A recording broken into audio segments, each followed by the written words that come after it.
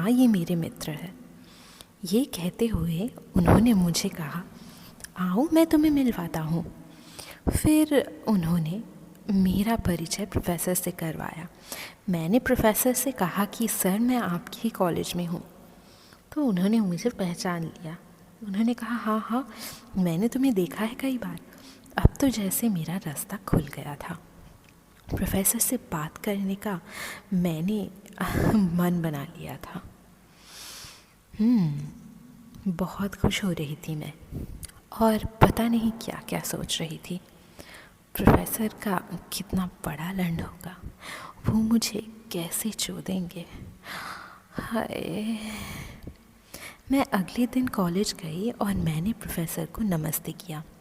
Professor ने मुझे भी नमस्ते कर किया और कहने लगे, कैसे हो सुमन, सब ठीक है ना?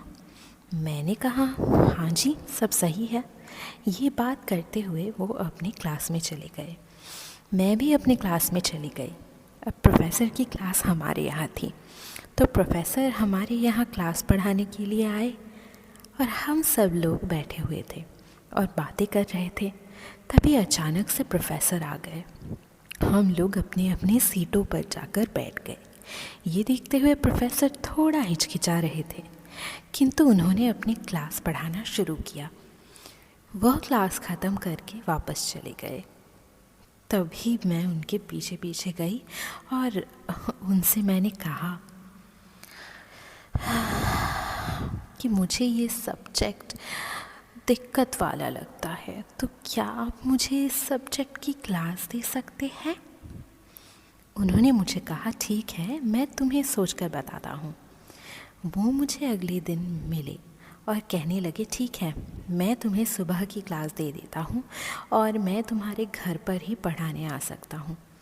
मैंने कहा, ठीक है सर, आप मेरे घर पर ही आ जाइए मुझे पढ़ाने के लिए।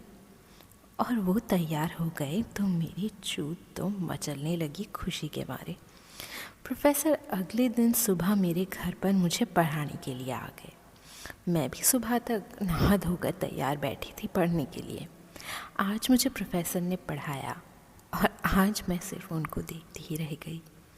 उसके बाद मैं बाथरूम में गई और अपनी चूत में उंगली की। मुझे बहुत मज़ा आया।